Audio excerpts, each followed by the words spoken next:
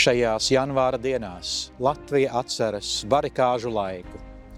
Barikāžu atmiņas nav tikai notikumu hronika.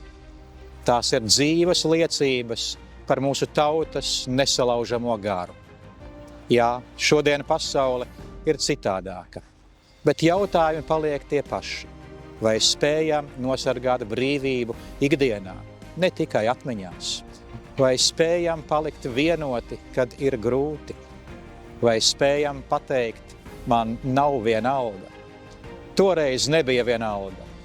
Mūs vienoja pārliecība, ka brīvība nav pašsaprotama, ka tā ir vērtība, par kuru ir jāiestājas, drosmīgi, vienoti un līdz galam. Bez naida, bez agresijas, bet ar stingru apziņu.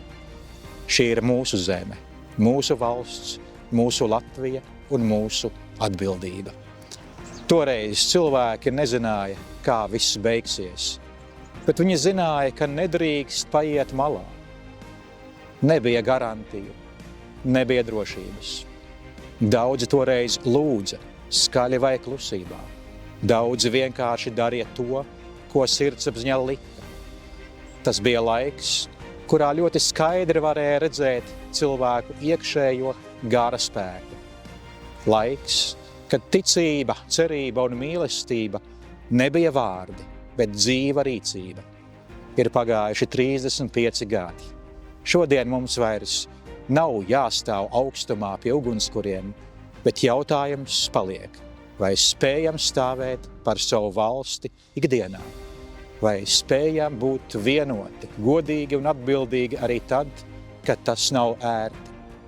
Man barikāžu laiks atgādina, ka brīvība sākas ar katru no mums, ar mūsu izvēlēm, attieksmi un spēju nepiekāpties vienaldzībai un meliem.